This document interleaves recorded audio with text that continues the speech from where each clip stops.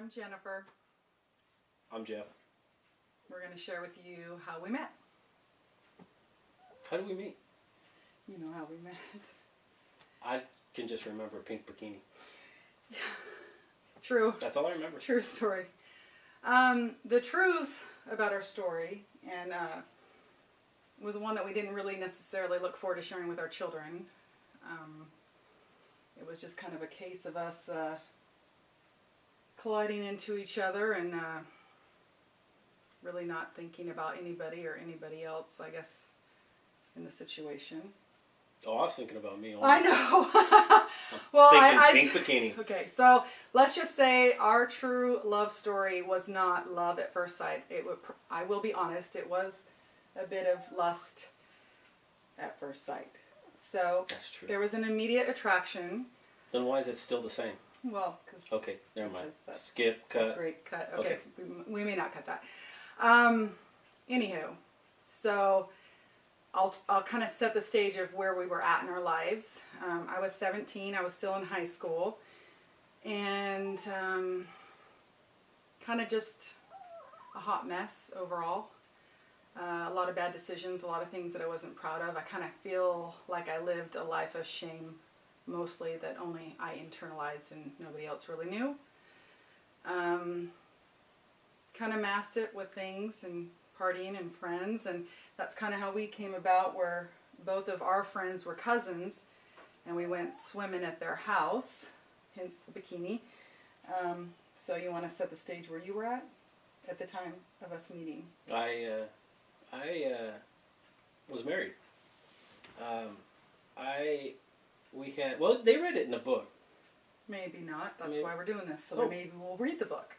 Oh, there you go. Okay. Hook. Okay. And I was raised in there's nothing wrong with the way I was raised. I just can remember not liking it. And so I rebelled to everything. Just you name it, I rebelled to it. And we had an unexpected pregnancy, and my dad goes, "Well, now you know what you got to do. You got to get married." And so I wasn't in that relationship physically or emotionally. And there's a lot of things that I wouldn't change anything. I wouldn't want to go back and relive it, but I wouldn't want to change it either, because we have a beautiful child. Children. Well, but I mean, child out of that marriage. Yeah, yes, yeah, absolutely, yeah. absolutely. And but yeah, so it was just a nightmare for me from as far back as I can remember. I just always was. There was always something crazy going on in my head. I was always just a rebel. I didn't become a Christian until 97-ish. Yeah. So like and basically neither one of us were aligning our actions with the will of God at all in the decisions that we made. So in saying that, when people share about their first date or how they met, I guess that internally, I always had like this shame. I was 17. I had no idea what I was doing. He said he was in this bad marriage. It wasn't working out, and I didn't think about that being a bad thing. I just was. I mean it. Like, just attracted to you, and we had fun, and I know that one of the next questions is one of our first dates, so we're just going to combine it. I guess we can go into that. So that's how we met. We didn't even talk about this part. What, the date? That was our first date? I don't know. Okay, so this is the deal. That wasn't our first date. No. That's how we met. And now, what was our first date? Well, when we really, from that moment on, we locked eyes, and it was just like a mass chaos of, like, back then there was no cell phones or any of that stuff, so we talked on the phone all the time, and we had a pager. Remember the pager? He had a pager, yeah, so I'd page him to call me or whatever.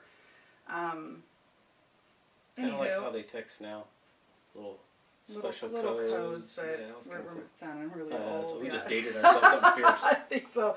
Okay, so we really didn't have an official first date because he was in this marriage that was falling apart. That marriage crumbled, and I really hate that. The shame that I felt like I was a part of that. Now, as an adult, I realized that I was a kid, not realizing, just the lifestyle I was living. I didn't really think much about anything else, and So when that marriage ended, it was kind of like our way of being able to really officially go out and date.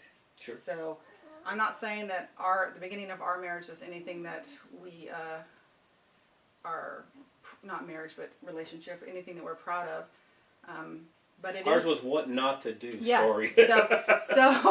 So what we tell our children, and we really, I just want to share with everyone that we do use our relationship as an example of what not to do, and how we didn't align our actions with any moral compass. I had like fire insurance. I was saved at a young age, but never went to church. I went, had that, and you weren't. I was wild. He was wild. So I guess in a sense we were just kind of wild and chaotic together. So dated about 3 years. How long have you been married? We've been married, come on. 20. This year will be what? 3, 4? No, come on, you got it. 24. So 24 years married. Yep. Yep. Okay, so I'm going to go on to, I think, our next question. What's our next question? I don't know, I'm trying to remember. Okay, so a fun romantic memory or story. Can we tell the snot story? Well, I'm sure it'll be unique to any of the stories Well, shared. we can't. We have to share it now that I mentioned it. Okay, so. Unless you plan on Okay, it. so, no, I guess we'll mention it. You want to share? You want me to say we may creep them out. Okay. They may not stop. They may stop watching after this point, and then they're done. Maybe. But this is when I realized that, he's going to stick around, okay? So, was that good? Yeah. Okay, That's a good so I will say in our marriage, our whole relationship, life together, is every day there's laughter. Every day. Don't you think? Yeah. Every day. Either I'm always laughing at him. I make myself laugh because I think I'm funny, but I'm really not. And then when he looks appalled, and that makes me laugh too. So, yeah. So when we were dating, I laughed so hard that I snotted all over his face. Snotted? Snotted all over your face. That made it sound real refined. Yeah. Well, I was trying to make it sound a little better than what it was. So I snotted all over his face, and he did what just happened? There's a big old glob of goo on my face. And what'd you do? I walked to the bathroom and cleaned it off and act like it never happened. No. Yep. And it never happened. I don't know why it was profound to her. She tells the story all the time. But I guess that was because her honestly, deciding factor that he's the one. I mean, one in the world. Okay, but that story never came out, honestly, until your recovery. And we are a recovery family. That's what we like to say. We both like to say that we have colorful pasts. And we love to encourage people to share and encourage them to not feel shame of the redemption stories that they have, because that's what ours is, a redemption story. But it was actually in some counseling sort of recovery stuff that they asked us to share a really embarrassing moment, and that was the first time I ever brought that up, and we never discussed it from that moment on. We never talked about it. So, and then we laughed so hard, like, can you remember that day? And we finally talked about it, and that was years and years later. They're not watching anymore, by the way. I'm sorry. So that's one of our memorable stories. You have to explain your hand. You've been waving your hand around. Nobody don't sees show them. No. But she just got done with carpal tunnel surgery, so it's kind of gross. It doesn't matter. But you're waving your hand around, and I'm they're going to see it. If They're you going see to that, think you were crucified like Christ or something. No, not at all. So yes, I had surgery. That's totally not on topic. But that's usually how we roll. So if we go on and off topic, please forgive us. Forgive her. Okay. She's usually the problem. Okay, so let's go into what influence does your faith have on your relationship? Oh, it's everything. I mean, I know we can give you the theological answer to that or definition to that, but it's everything. Until I became a Christian and till we started serving in church, it shored it up, our relationship. It's like, I don't know how to explain it. Well, as only you that are in that situation can understand what I'm talking about. It's meant everything. Well, for us, because we both had no idea what real love was, and that's why I said lust at first sight, because we really didn't understand love, because we didn't understand God's love, and until we put Him into that and I want to say put into, like we accepted him into our relationship, because a lot of times people think they can do it all on their own, and that's what we tried to do.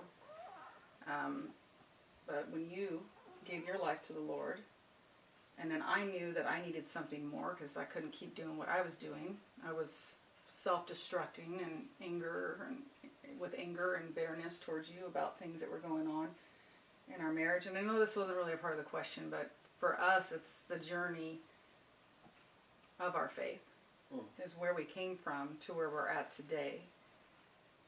And I don't know if you, I don't. No, I just I keep in my mind going back to the analogy, and it's kind of an old cliche kind of one where you got God at the pinnacle and you got you here, me here, and the closer you get to God, the closer you come together.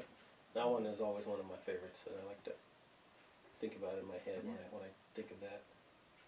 Well, So, and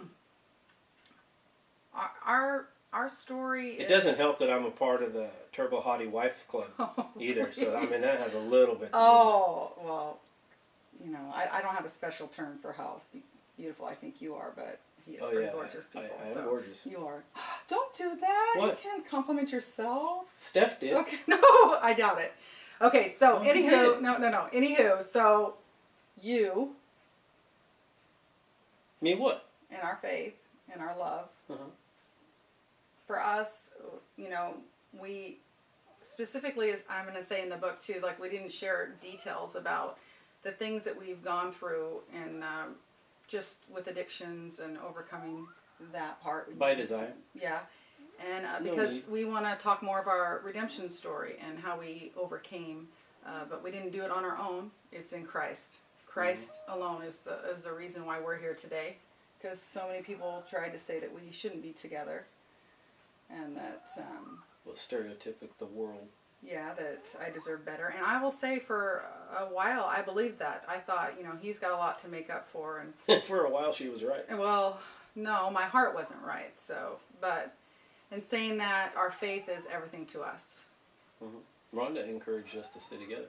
Encouraged you to stay together. Well, she encouraged us along the path to the restoration. Didn't lie in just us alone. Mm-hmm. Yeah. Sure. And sometimes seeking others. Actually, that's a good tie-in because I do want to say that too. And with that being said, we're going to share our story. We're talking to you guys a little bit, and it's in the book, and I hope that you guys read it. But we really desire of our heart is to be able to help others. Mm.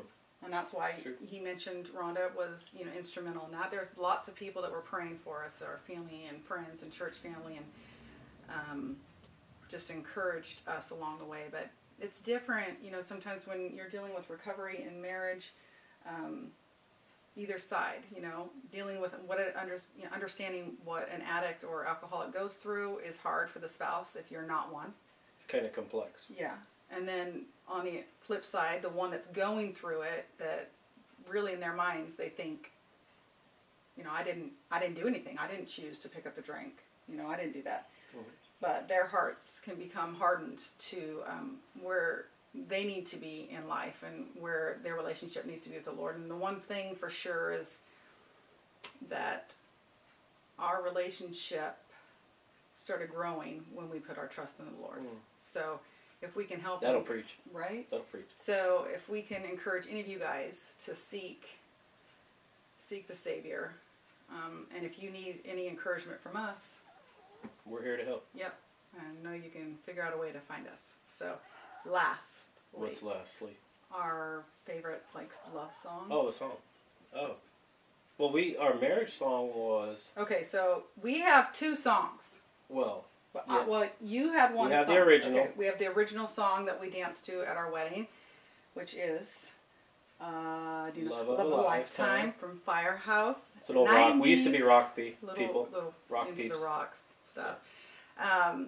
And then our new song is it's Casting the one, Crowns. Yeah, it's... What is it called?